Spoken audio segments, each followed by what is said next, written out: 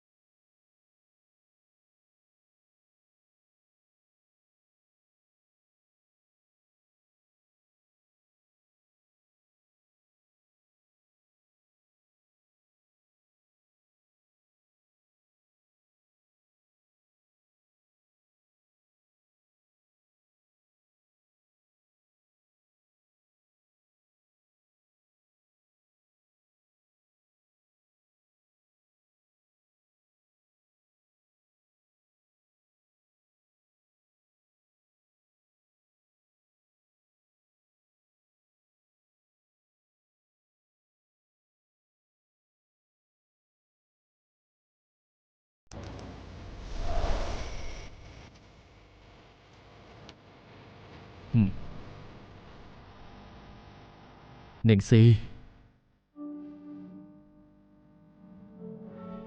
เรามาเริ่มต้นกันใหม่เถอะนะ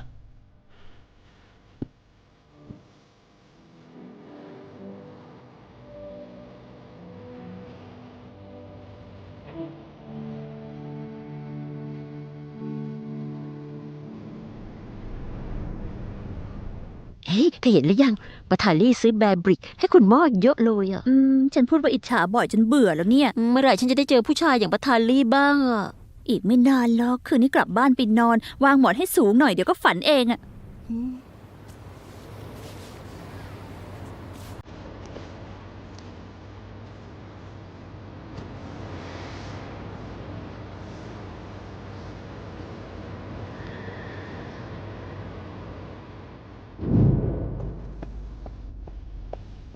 คุณตาทำอะไรอยู่คะ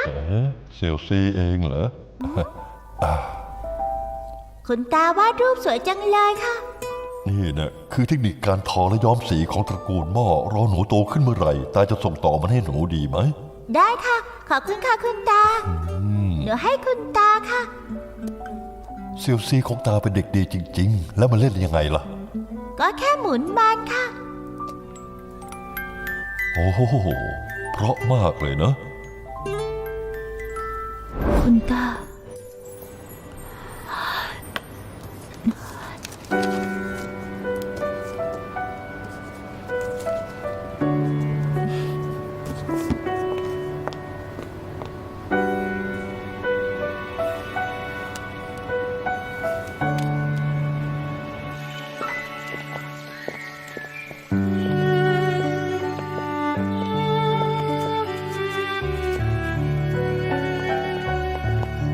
คอลเลกชันฤดูใบไม้ผลิใหม่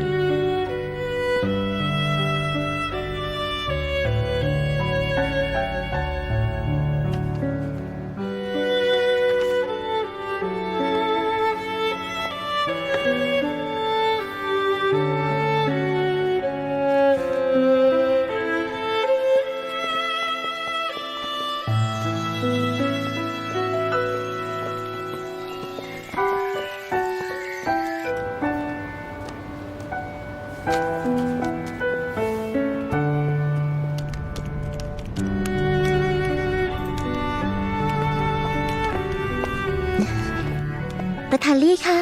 กาแฟหลานซานที่คุณสั่ง วางไว้ตรงนั้นแหละเดี๋ยวก่อน คะ ชงให้คุณหม้อแก้วหนึ่งด้วย ได้ค่ะ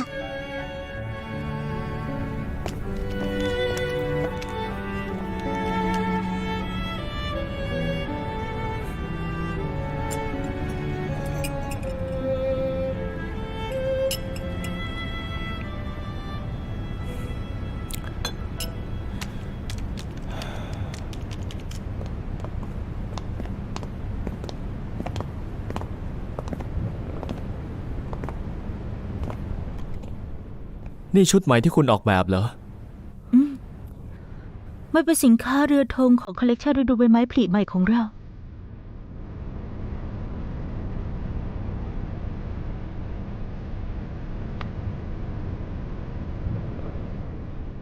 ถ้าคุณสวมจะต้องสวยแน่ๆ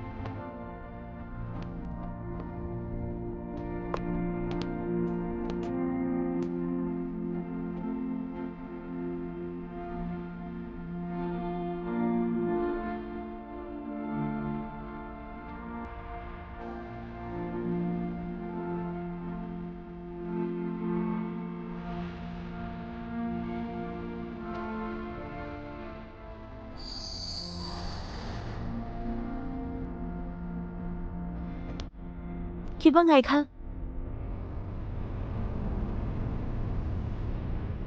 ประธานลี่ ประธานลี่ ฮะ สวยไหมคะ สวยจริงๆ